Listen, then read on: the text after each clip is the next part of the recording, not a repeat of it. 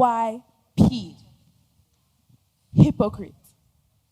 Something each and every one of us here have been at a point or another in our lives. Why have we all been hypocrites, you ask? Tell me, how many of you have heard stories of people who mutilate their bodies to relieve stress, and you wondered, how could a person do such a thing? I was once stuck in a toxic friendship. One where it felt like I was the only person carrying all the responsibilities on my shoulders. One that was perfectly one-sided. But I stayed in that friendship because I was constantly seeking validation from this person. And that, my friends, is self-harm. According to the Recovery Village, about 17% of all people self-harm during their lifetime. The average age of the first incident being 13 years of age. 45% of these people use cutting as their self-harm method. While preparing for this talk, I made a discovery. Self-harm is quite like a cancer. Cancer has many forms and shapes, but cancer is cancer.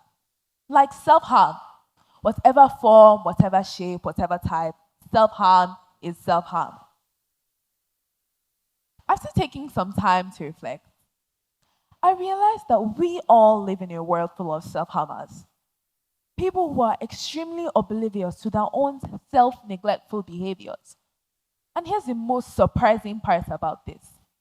These are people who lead us in our everyday lives, not realizing that they are leading from a place of pain. What is self-harm? This is the act of doing anything harmful or hurtful to yourself. And in my opinion, there are 3 types of it: physical, mental, and spiritual.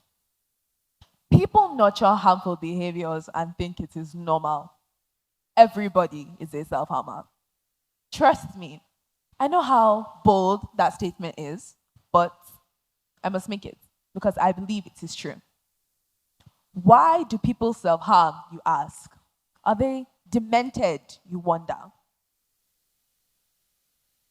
People self-harm to feel better about their bodies and their lives as a whole. But it's still a little deeper than that. You see, when you get hurt, or in this case, when you hurt yourself, your body releases this chemical called an endorphin. These are the same chemicals released into your body when you laugh or meditate. And here's the stage. Endorphins make you happy. So in the cycle of physical self-harm, there are 2 main stages. Stage 1, you hurt yourself, endorphins are released, and you feel this huge wave of euphoria and pleasure wash over you. Stage 2, endorphins wear off. You feel overwhelming pain and regret. This becomes a cycle, which leads people deeper into habits that they struggle to break, even as they lead successful careers.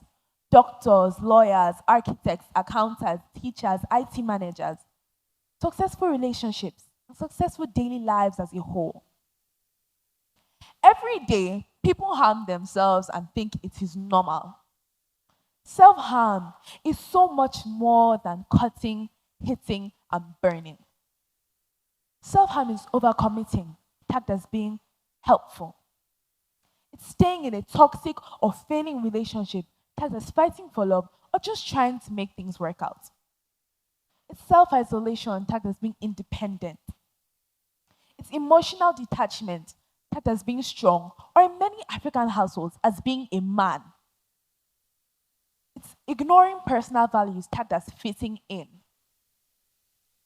It's drug or substance abuse, tagged as living life to the fullest, or being young. It's ignoring boundaries, tagged as being accommodating. These things that you and I do, our oblivious self-harm. HYP. The first 3 letters that spell the word hypocrite. What each and every one of us here are for judging those who punch and poison and stab themselves. People push themselves beyond their limits and call it ambition. They ignore their own pain and call it strength. This is what I think is the modernized version of what I call today self-harm. So when I step off this stage, I want you to do one thing. look at your life, look at your choices, and ask yourself, is this self-harm? Thank you.